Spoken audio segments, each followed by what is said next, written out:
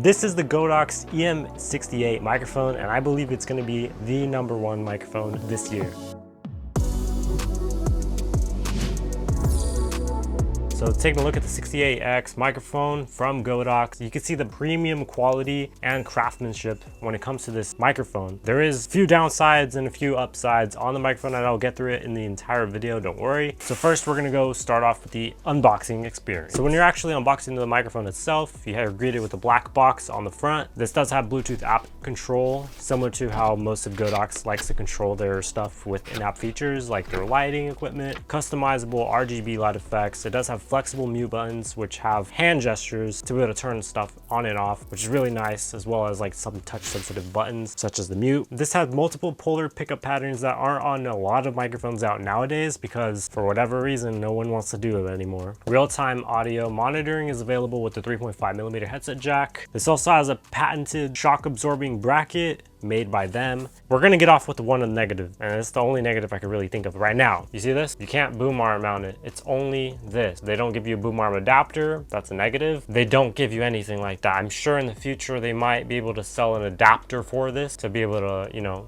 mount it. And if they do, this would easily be my #1. But since I can't mount it, it's super hard because I actually found myself using this microphone specifically for portable reasons. As far as audio monitoring, I don't really use that since most built-in software options allow you to do that built in. It's nice to have there in case you're on your phone or anything else like that. You can use an OTG adapter with the cable that is included, which is nice, and then you can easily use your iPhone or Android, anything like that. This does have an elegant top piece. Is also, I believe, the microphone capsule as well for the omnidirectional sense because it looks like it has a grill or a pop filter on the top. I'm not too sure if they went with that for the design or for the functionality as well for the multiple modes. This does have a total of 4 polar patterns, including cardioid, stereo, bidirectional, and omnidirectional. So no matter what you're doing for video, conferencing, ASMR, anything you want, this microphone is gonna be able to do everything all at once for multiple channels or multiple video type that you plan to run. The app name is Godox Mic. And then once you're in there, you're just gonna have to turn on your Bluetooth. All right, so now that we're connected, you can easily turn on and off the microphone with that toggle switch right there.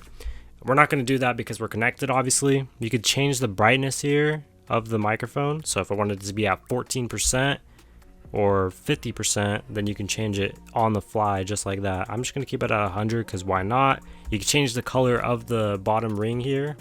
And if I swipe, I'm muted. So now you can only hear it on the camera microphone.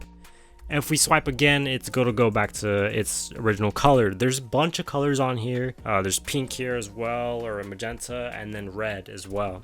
We do have breathing here as well. You can change the speed of the lighting effect with those 7 colors that I mentioned before as well. You have gradients as well, which will cycle through multiple different colors. And you also do have RGB loop, which you can change as well for the speed here at the bottom, as well as the sound. So when you talk, it will illuminate, which is cool. It's kind of like a DJ thing, a DJ mic. So it's literally setting up for multiple different audience users, not just gamers, not just streamers. You can easily have an epilepsy warning with just your microphone. Voice here, which you can change the microphone volume. So if I wanted to be at 100%, then I'll be at 100%. This is at 30% as well, 55, 88. This is what the microphone sounds at 77,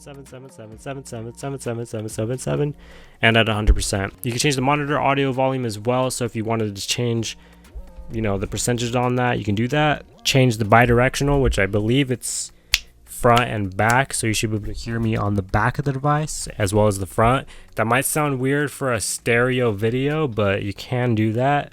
And then you can probably change it in post to be left and right, or maybe tone it to one mono track. It also has omnidirectional. I'm gonna see how this sounds, so you should be able to hear me no matter where I'm speaking. Even if I'm at a far distance, you should be able to hear me no matter what and anywhere really. And then obviously we do have the stereo, which is left and right.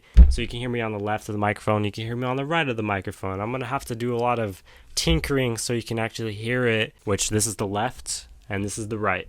So we're in the cardioid pattern during most of this. I will switch it eventually on the 3rd mode for each different pattern towards the end. I think it's at 80%. So we're just going to talk straight into it. The microphone is towards the air purifier and my voice is being projected the same exact route. So we're on the first mode now for the air purifier test. We're going to be getting a little bit closer since this is a microphone that you need to be fairly close to in order for it to pick up. So that's the first mode. Now we're in the second mode for the air purifier test. Let me know if you can hear me more or the air purifier. It should do a really good job when it cuts out anything, and I'll give some dead air right here as well. Finally, the third mode. Now this is the third mode for the air purifier test. I'm going to talk fairly slow just to see if it has quick cuts when it comes to the noise cancellation, or if it's seamless. If it's seamless, then that'll be really cool, but if it's not, then it'll fail the test.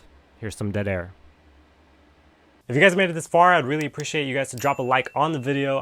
Videos like this take a lot of time, money, and effort in order to do, and I really appreciate if you just dropped a like. You don't even have to subscribe. If you want to subscribe, I'm all for it, but let's move on to the rest of the video. All right, so we're in the bidirectional now with the third mode on for the air purifier. If you can hear me more or the air purifier, let me know. All right, so now we're in omnidirectional for the air purifier in the third mode. If you can hear me more or the air purifier, let me know. I'm kind of a little scared on the omnidirectional part because it could pick up a lot more, and if I'm right about it picking up more, then it picks up more. But if it does a really good job at canceling it out, then that's really cool for the omnidirectional people out there that need it. Finally, we have a stereo mode, so left and right. If you can hear the air purifier more, it's on the third mode, or me, then let me know. I'll put the cardioid up there as well, just for side by side, but this is the ideal one that you would want to use. It's in the same exact spot, the same exact volume, and I'm speaking around the same exact for all of them. It's in the third mode, like I said. Let me know which one you thought sound better. All right, so typically I will have about 1 to 2 fans, including my air purifier on. I rarely have my air purifier on the third mode, but that's just some ambient noise. Like if you had fans on or keyboard tapping or anything else like that, I will have my keyboard right here as well, right next to the keyboard and the microphone right here. So if we were to be typing and doing whatever random stuff, this is exactly how it would sound on the microphone itself if we were just tapping and typing and typing, whatever we need to do. Also, we do have a clicky controller here as well. We're just going to be tapping and see if it's able to hear fairly loud. We're going to go underneath the desk now, and then we're just going to go right up to our voice roughly. We're going to go behind the microphone as well, just to see if it picks up the controller noise or not. Now this is very, very clicky, so just an FYI on that. All right, so now we're going to go in and do a shock mount test. So this is the microphone. If we were to be shaking, I don't want to shake it too much because I have a candle on right now, but if we were to be just bouncing the microphone, I guess, see if it actually picks up a good amount, me or the bouncing. Now I think it's doing a really good job when it comes to that. If you were to be moving it a bit or whatever. I did drop this microphone a couple feet. That's that. And we're also going to do pop filter tests. Peter Piper, Picker, Pepper, Pellins, Melons, you know the deal. Peter Piper, Picker, Pepper, Pellins, Melons, you know the deal. Peter Piper, Picker, Pecker, Pepper, whatever. All right, so that's a little pop filter test. You can't really take off the pop filter because it's built in to the microphone, which is really nice. So without further ado, guys, if you guys want to check this out, link is in the description like I mentioned before. It's a very amazing microphone. You guys seen all the testings for yourself. Let me know if this is a good step forward for microphones to be basically nothing on it at all besides the mute button and that amazing touch sensitive feature. I was shocked by that when I seen it. It's nice to have it on both sides. Without further ado, guys, thank you guys for watching, and I'll see you guys in the next one.